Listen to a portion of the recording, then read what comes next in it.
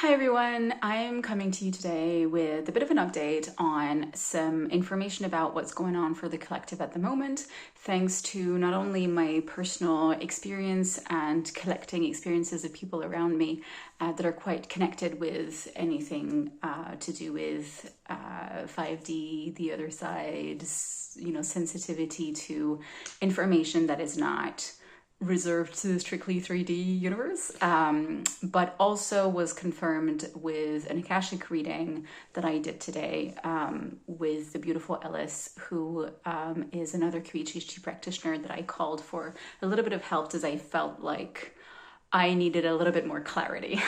So it is linked to the divine feminine and the divine masculine, and there is basically this call for harmonizing and balancing and for giving the power back to the divine feminine, and that can be in any one of us, regardless of gender or sexuality. It's got nothing to do with that.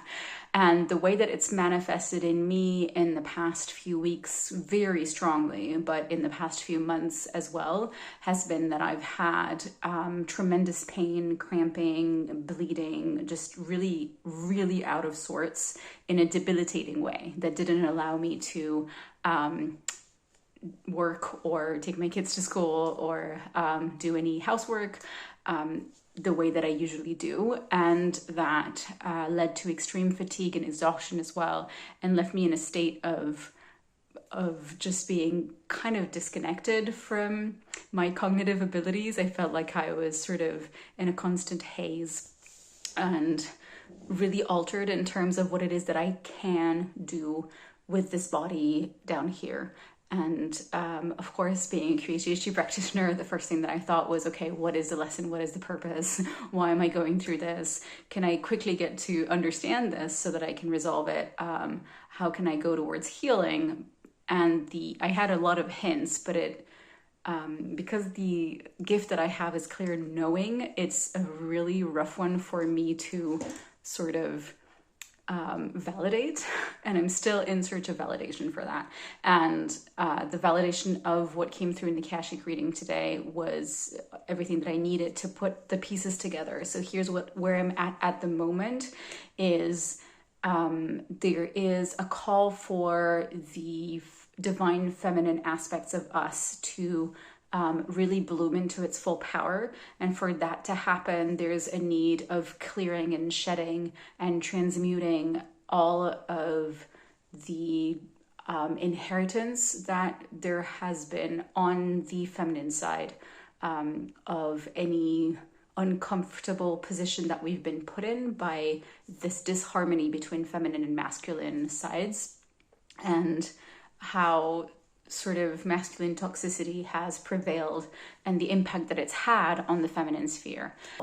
And the call is basically for the divine feminine within all of us to reassert itself, reassert its power. And in order to do that, to get unstuck what belongs to the divine feminine from what was inherited from the toxic supremacy or masculine that has been prevalent. And one of the things that came out of the Akashic reading was that the healing of the feminine sphere is a way of transmuting for all of the divine feminine within us to really take its full power so that we can help ascend towards 5D and the new earth and all that. And that would apparently be the reason why collectively there's so many of us going through elements that pertain to the feminine. And for me, it was something that very much looked like endometriosis. For a friend of mine, it was the breasts that were impacted. For another friend, it was adenomyosis. For another one was more linked towards infertility. And then another person I know was more on the creative side of things, which pertains to the divine feminine as well, and her ability to create. So it really feels like the feminine divinity was having a real hard time lately. And it is nicer for me to think, do you know what, it's not an attack.